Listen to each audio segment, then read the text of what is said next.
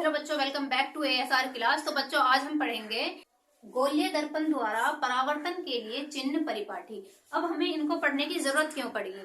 क्योंकि हम गोलीय दर्पण से परावर्तन के लिए चिन्ह परिपाटी इसलिए पढ़ेंगे क्योंकि हमें करने हैं न्यूमेरिकल, तो हमें पता होना चाहिए इनके बारे में। ठीक है, चलो देखो अब। तो गोलीय दर्पण द्वारा परावर्तन के लिए चिन्ह परिपाटी, तो इसके 3-4 नियम है। क्या नियम है? एक तो वस्तु जो होगी हमेशा कहाँ रखी जाएगी? वस्तु सदैव या बिंब सदैव दर्पण के बाईं ओर रखा जाता है। तो जो वस्तु होगी हमेशा किधर रखी जाएगी? दर्पण के बाईं ओर रखी जाती है। ठीक है। दूसरा इसका क्या नियम है?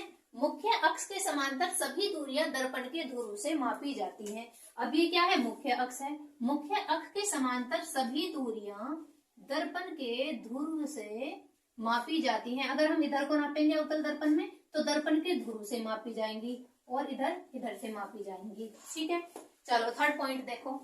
मूल बिंदु के बाईं ओर मापी गई दूरियां ऋणात्मक तथा दाईं ओर मापी गई दूरियां धनात्मक होती हैं। अभी हमारा क्या है? ध्रुव। ध्रुव से इधर बाईं ओर मापी गई दूरियां कैसी होंगी? ऋणात्मक तथा दाईं ओर मापी गई दूरियां क्या होंगी? धनात्मक होंगी। ठीक है, चलो अब फोर्थ पॉइंट देखो। मुख्य अक्ष से ऊपर की ओर वस्तु तथा प्रतिबिंब की लंबाई धनात्मक तथा नीचे की ओर मापी गई दूरियां ऋणात्मक होंगी।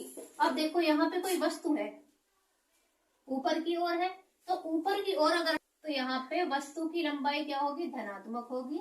और अगर हम नीचे की ओर किसी चीज को नापते हैं तो जैसे यहाँ पे लिखें, यहाँ बना कोई, अच्छा देखो ये इसका क्या है? फोकस है और ये वक्रता केंद्र है। अगर हम देखें प्रतिबिंब बनना फोकस व केंद्र के बीच में कहीं भी बन सकता है प्रतिबिंब। तो हम नीचे की ओर मापेंगे दूरियों को तो क्या होंगी? नीचे की ओर मापी गई दूरियां ऋणात्मक और ऊपर की ओर मापी गई दूरियां क्या होंगी? धनात्मक होंगी। अब देखो ये हमारे पास क्या है? ध्रुव है। अगर हम ध्रुव से वस्तु की दूरी मापेंगे, यहां से यहां तक की दूरी, ध्रुव तक की दूरी क्या होगी? ऋणात्मक होगी। ठीक है, तो इसे हम यू से प्रदर्शित करते हैं। ठीक है, अगर हमने पढ़े 3 पॉइंट।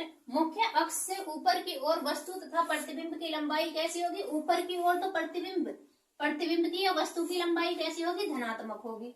ये है अवतल दर्पण में जो प्रतिबिंब बनता है वो उल्टा बनता है और वास्तविक होता है। अगर हम उत्तल दर्पण की बात करें तो यहाँ पे जो प्रतिबिंब बनेगा आभासी बनेगा और सीधा होगा। तो अगर हम यहाँ इसकी लंबाई नापे तो क्या होगी? पॉजिटिव होगी। और यहाँ प्रतिबिंब अगर हम नीचे की ओर, अगर प्रतिबिंब नीचे की ओर बनना है तो ऋणात्मक होगी, निगेटिव होगी। ठीक है, चलो इसका भी ये क्या हुआ? फोकस, और ये हुआ इसका वक्रता केंद्र। तो ये हमने क्या पढ़ा बच्चों? गोलीय दर्पण द्वारा परावर्तन के लिए चिन्ह परिपाटी पढ़ लिए। आगे समझ में देखो, अगर हम किसी भी वस्तु की लंबाई नाप रहे हैं ऊपर की ओर तो वो कैसी होगी? धनात्मक होगी। और वस्तु हमेशा किधर रखी जाएगी? दर्पण के बाईं ओर। ठीक है, और अगर हम प्रतिबिंब की या वस्तु की लंबाई नीचे की ओर नापते हैं, ठीक है, मुख्य अक्ष के नीचे की ओर मापेंगे तो कैसी होगी? ऋणात्मक होगी। और अगर हम अवतल दर्पण में, उत्तल दर्पण में प्रतिबिंब की लंबाई ऊपर की ओर मापते हैं तो धनात्मक होगी और नीचे की ओर मापेंगे तो ऋणात्मक होगी। और जो ये दूरियां होंगी ध्रुव से, ठीक है, दूरी हम ध्रुव से नापते हैं। देखो इसमें मुख्य अक्ष के समांतर सभी दूरियां दर्पण के ध्रुव से मापी जाती हैं। तो हम सभी दूरियों को कहाँ से मापते हैं? दर्पण के ध्रुव से मापते हैं। ठीक है, तो ये हमने पढ़ लिया चिन्ह परिपाटी। देखो अगर हम इसमें, अब हम क्या पढ़ रहे थे? दर्पण सूत्र।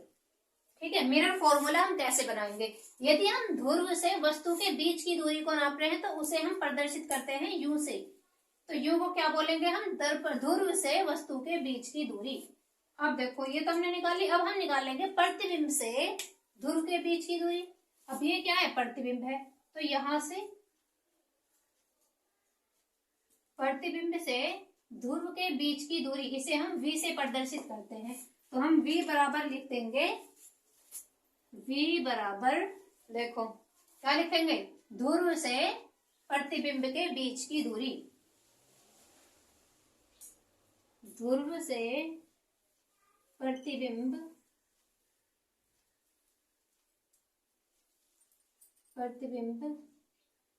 के बीच की दूरी,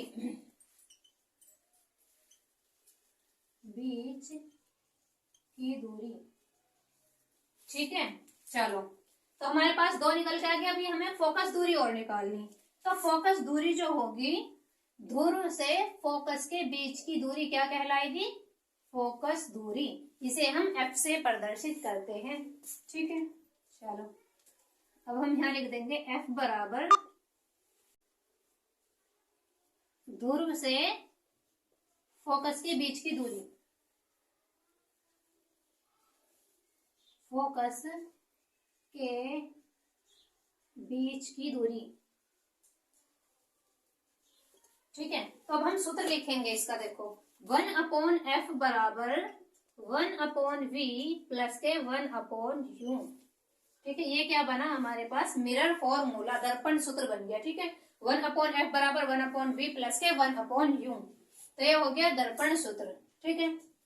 अब देखो, जो v और u और f, ये है वस्तु की दूरी, दर्पण से वस्तु की दूरी, और ध्रुव से वस्तु की दूरी, ध्रुव से प्रतिबिंब की दूरी, और ध्रुव से फोकस के बीच की दूरी।